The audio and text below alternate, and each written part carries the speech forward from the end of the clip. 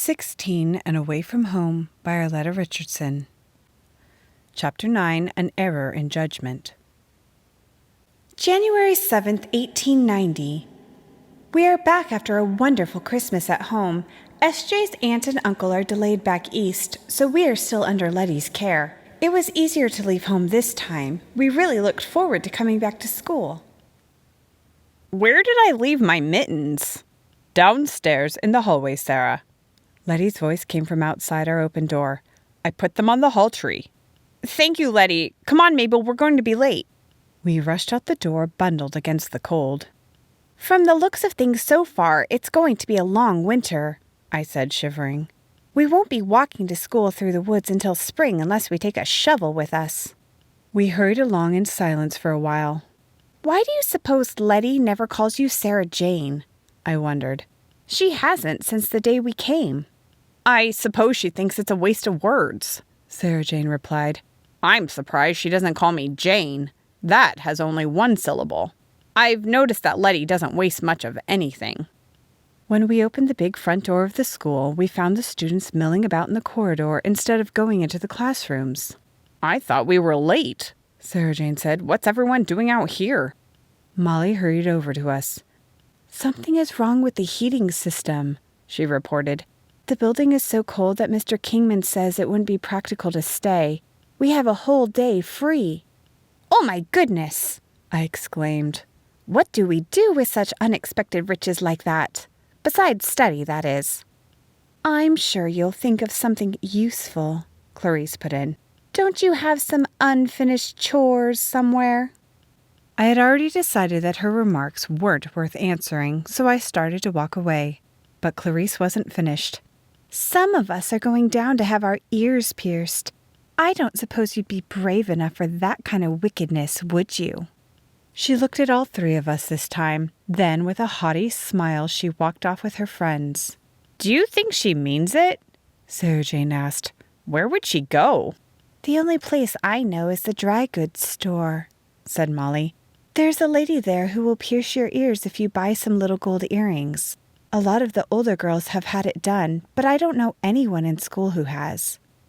We slowly followed the others out the door. I think we should do it too, Sarah Jane declared.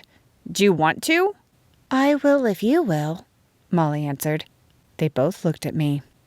I guess 16 isn't too young, I said slowly. We are old enough to be on our own.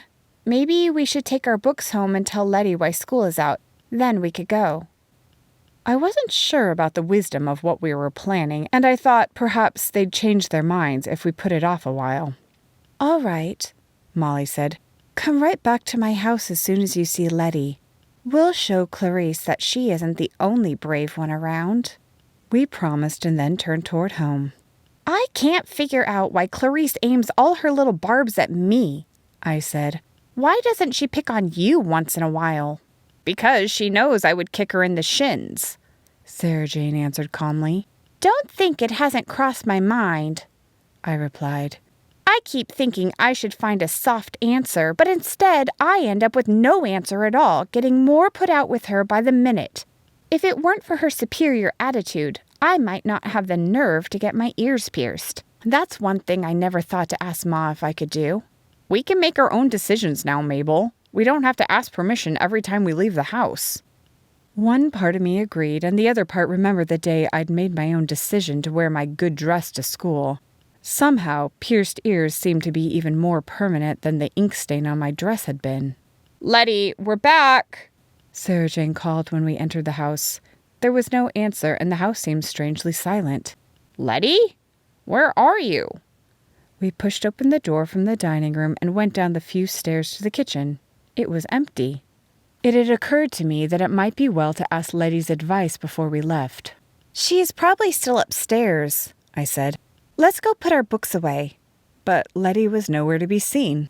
She's gone out to the barn to see Jacob, Sarah Jane decided. Come on, we'll tell her we're going to Molly's. Jacob was mending harnesses when we entered the warm barn. He looked up in surprise. I declare, this is the shortest day I can remember. Are you home from school already?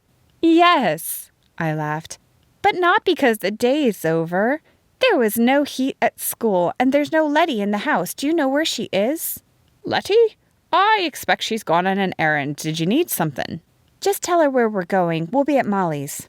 I wouldn't be surprised if I could remember that. I'll give her the message, he said. Did you tell your mother where we're going? I asked Molly as we started toward town. Yes, but I didn't tell her what we were planning to do. I figured this was something your folks couldn't make you take back if they didn't like it. As Shakespeare says, what's done is done. I don't think I'd have the nerve to do it without asking if my mother were here, Sarah Jane said. I'm not very skilled at this independence business yet. It took just a few minutes to have our ears pierced and the new earrings put in place. We were pleased with the results, and I pushed back the thought that I should have considered longer before following the lead of the others. We have time to look around a little before we go home, Molly said. Did you say you'd be back for dinner this noon? Mama would like you to come and eat with us. We spent the rest of the morning wandering in and out of the stores, imagining what it would be like to buy everything we fancied. When it was time to start for home, Molly began to slow down. I'm glad you're coming with me, she said. Mama will see that I'm not the only one foolish enough to get my ears pierced. Foolish? Sarah Jane stopped and looked at her. You didn't mention that when we first talked about doing it. I hope your folks aren't going to be mad at you. No, not mad. Upset, maybe, or worse yet, disappointed. Sarah Jane and I exchanged glances. We knew about that kind of response to our escapades. Sometimes we thought mad would be easier to take. Mrs. Madsen shook her head when she saw us. If you were determined to do that, Molly, you should have let your father pierce your ears for you. You know how doctors feel about sterile instruments. I hope none of you develops an infection. We hadn't thought of that possibility, and now I was heartily sorry I had been so hasty. Papa will take care of them for you after dinner, Mrs. Madsen continued. Antiseptic after it's done will be better than no precaution at all. There's a lot about young girls I don't understand, Dr. Madsen muttered as he worked. What in the world are rings in your ears good for anyway? Just to look pretty, Papa, Molly told him. They don't have to be good for something. I'm afraid Pa isn't going to believe that looking pretty is reason enough, I said to Sarah Jane as we walked home that afternoon. I don't think either he or Ma is going to be happy about this. Sarah Jane nodded.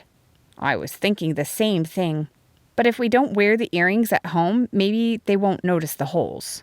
You mean wear them here and take them off at home? I thought about that for a moment. That would be hypocrisy. We'll just have to decide what's best for us and then go ahead and do it. I wouldn't feel right doing something Ma disapproved of behind her back. I know, Sarah Jane sighed. Neither would I. The stuff you learn when you're little sure stays with you, doesn't it? What are we going to tell them when we want to know why we had this done? I wondered. I suppose we'll just say that we wanted to do what everyone else was doing. That's not much of a reason, but no one really wants to be different. Sarah Jane was quiet for a moment. We can't even blame it on Clarice. We didn't have to prove anything to her. Letty was home when we arrived. I see you've had a busy holiday, she remarked after a glance at our earrings. Do you think they're pretty, Letty? I asked. Molly's folks thought it was a foolish thing to do, but they didn't scold.